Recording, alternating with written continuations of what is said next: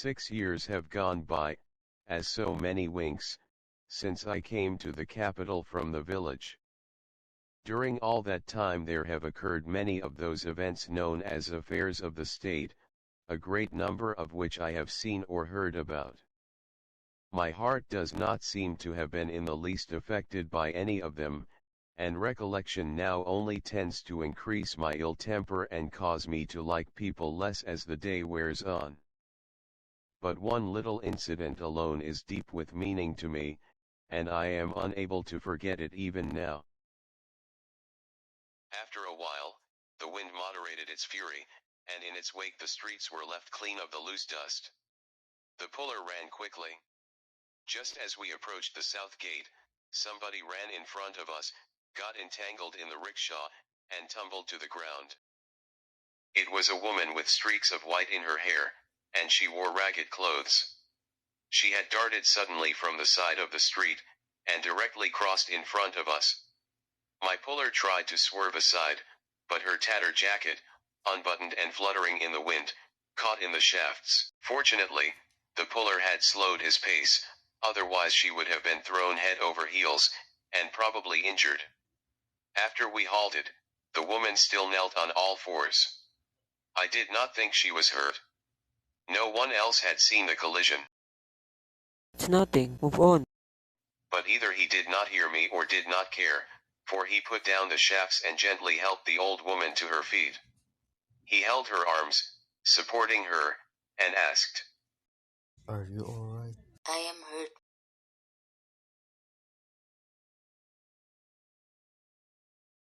I saw you fall and it was not all rough. How can you be hurt? You're pretending. The whole business is distasteful, and the rickshaw man is merely making difficulties for himself.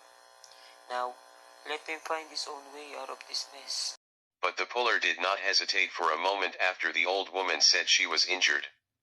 Still holding her arm, he walked carefully ahead with her. Then I was surprised as, looking ahead, I suddenly noticed a police station, and saw that he was taking her there. No one was outside, so he guided her in through the gate. As they passed in, I experienced a curious sensation. I do not know why, but at the moment, it suddenly seemed to me that his dust-covered figure loomed enormous, and as he walked farther he continued to grow, until finally I had to lift my head to follow him. At the same time, I felt a bodily pressure all over me, which came from his direction. It seemed almost to push out from me all the littleness that hid under my fur-lined gown. I grew weak, as though my vitality had been spent, as though the blood had frozen in me. I sat motionless, stunned and thoughtless, until I saw an officer emerge from the station. Then, I got off from the rickshaw as he approached me. Get another rickshaw.